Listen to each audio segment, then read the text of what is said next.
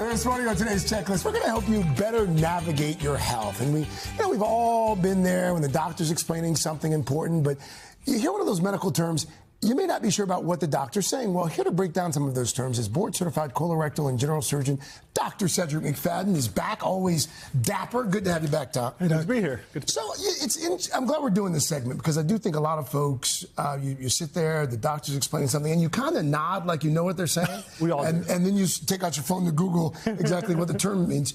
Cortisol. Yes. That's one of those terms that I don't think a lot of folks fully understand what cortisol means. So let's start with cortisol. Yeah, so the great place to start, it's like the supervillain of hormones, right? Many people call this one the bad stress hormone, and it really is more than just that. It's a hormone that your body sends to help wake you up in the morning. Okay. It fuels your focus, helps your brain, does other regulation things to your body. And cortisol itself isn't bad. It's when these levels stay high because of stress. Normally the high it peaks in the morning, it falls throughout the day. It's like taking a shot of coffee in the morning, but instead of putting the cup aside, you take a drip of coffee all day.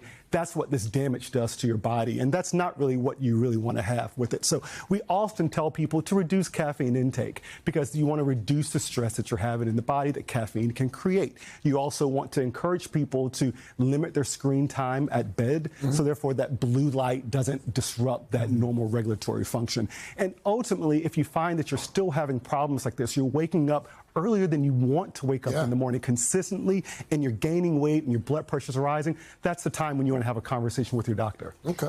Another term we hear thrown around a lot, inflammation. Oh, that's a big one. What does it mean to have it, and the different places that your body can experience it? Because I think that's something that becomes quite confusing in the scheme of it. Yeah, I mean, so my grandparents always talked about arthritis, right? You talk about thumb injuries and things like that. And inflammation has a good side and a bad side. The good side is if you get a cut, your body raises the alarm. It sends those fighter cells to fix the problem. The bad side is when that alarm stays on all day long. And that repeated stress on your body can cause troubles to your blood vessels, to your brain. People can have memory fog. They can have sort of problems sleeping and mood disorders and changes. And so really, if you back away from it, a lot of this is diet related. So eating the good stuff, the fruit, the veggies, the oils, the nuts, and things like that. If you do fish, things like that can, like this anti-inflammatory diet, managing your stress a little bit better.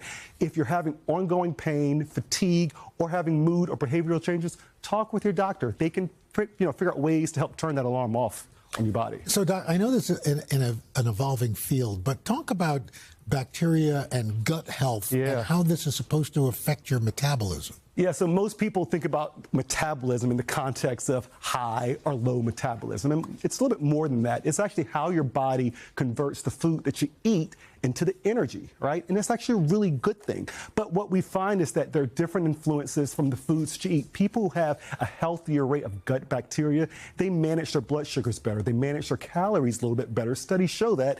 And other things like your age and hormones and even your sleep and your stress can also manage your metabolism. So start simple. Start with lifting more weights, doing muscle building exercises, focusing on protein and fiber that can feed the good bacteria and help influence your overall metabolism. Really quickly here, 1 in 3 Americans don't get enough sleep.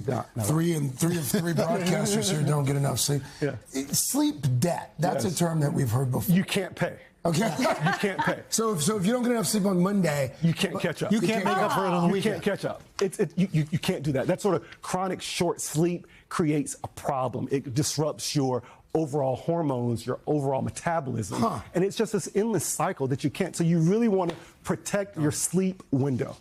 Protect your sleep window. Wake up consistently the same time, even on the weekends. Right? Get into that pattern. And if you find that you're waking up really exhausted, or someone's telling you you're snoring really loudly, or you're finding that you have other problems, you wake up, you're gasping for breath, you want to talk with your doctor because you could have other problems that could have been influencing your poor sleep. But you can't pay that. It's not a savings account. Okay.